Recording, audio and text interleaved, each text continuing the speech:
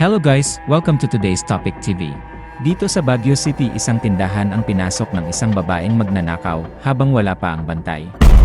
Makikita sa video ang isang babaeng nasa gilid na kunwari ay nag-aayos ng kanyang bag, subalit kumukuha lang pala ito ng tiyempo para pumasok sa tindahan habang abala naman ang tindero sa kabilang pwesto.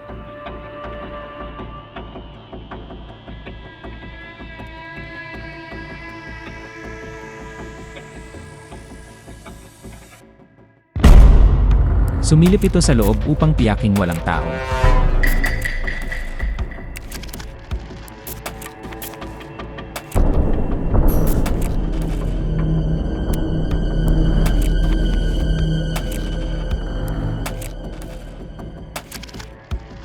Maya-maya ay lakas loob nitong kinalkal ang mga bag sa loob.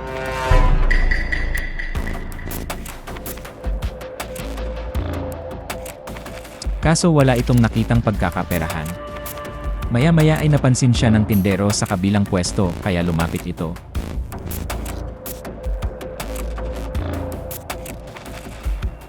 Kunwari ay nagtanong-tanong ito ng kanyang bibilhin.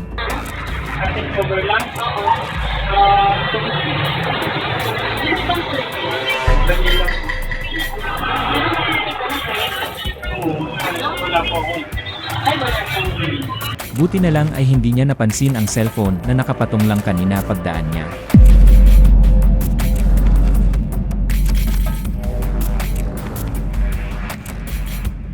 Kaya nung wala siyang napala ay umalis na lamang ito.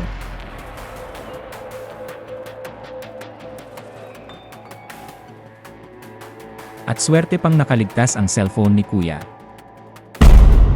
Habang dito sa Las Piñas City, isang babae naman ang medyo disinuwerte ang araw dahil sa lalaking ito.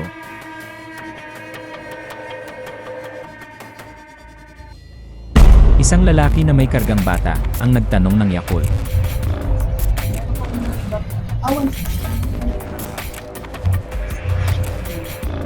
Subalit hindi pala Yakult ang hanap niya kundi puntirya pala nito ang bag ng babae sa harapan niya.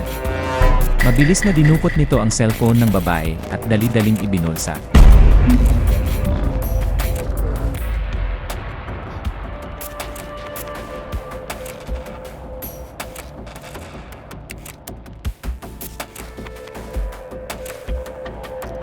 Nai-report na sa barangay ang insidente.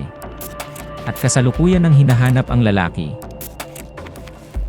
For more videos like this, please follow us on our Facebook page. Marami pong salamat.